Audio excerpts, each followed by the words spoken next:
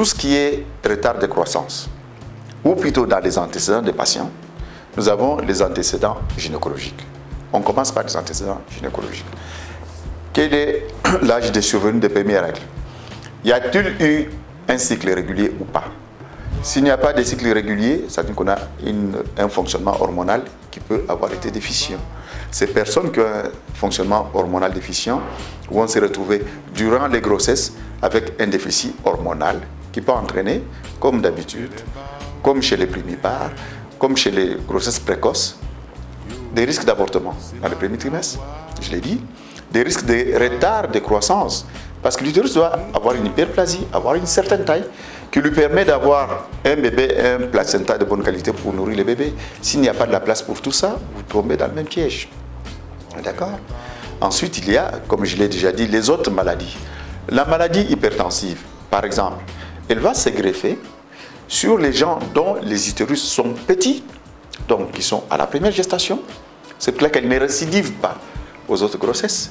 Sur les gens dont le placenta est de mauvaise qualité, c'est-à-dire vous prenez déjà la primiparité, vous y ajoutez la mauvaise qualité de l'endomètre, par exemple le curettage à répétition, par exemple une nutrition déficiente qui fait qu'il y ait des vaisseaux de mauvaise qualité, du coup le placenta n'est pas de bonne qualité, du coup il va entraîner une résistance en périphérie qui aggrave la tension en fin de grossesse.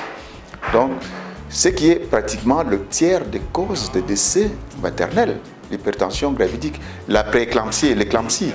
C'est des maladies du premier trimestre, mais qui se répercutent au dernier trimestre. Pourquoi? Mauvaise qualité de placenta. Si c'est la première grossesse, c'est une primipare. Donc la primipare âgée est nécessairement beaucoup plus exposée que la primipare jeune ou une femme qui a déjà accouché plusieurs fois. C'est la première grossesse. Vous prenez tous les déficits du premier trimestre dont j'ai parlé, mauvaise placentation, vous greffez ça sur quelqu'un qui a peut-être déjà une hypertension chronique, méconnue, ou un diabète, tout s'aggrave, non? Donc, l'âge est un facteur qui aggrave ou qui accentue la notion de risque.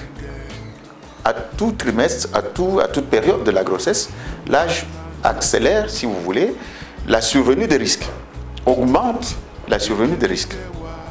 Ça, c'est pour l'âge. On a parlé de la taille. La taille, le risque, c'est non seulement le retard de croissance, mais surtout les risques obstétricaux. C'est-à-dire, à l'accouchement, il y aura un problème. Les femmes de moins de 152 cm, par exemple, 150 cm, des petites tailles, ont souvent des bassins qui sont petits aussi. Du coup, les risques obstétricaux, il faut prendre des risques pendant la grossesse, au début, durant la grossesse, deuxième trimestre et troisième trimestre, et au moment de l'accouchement, fin de troisième trimestre. Vous classifiez comme ça. Si une femme vous dit qu'elle a eu un problème, à quel niveau, à quel moment, vous identifiez immédiatement, vous pouvez classer tout le monde dans les grossesses à haut risque.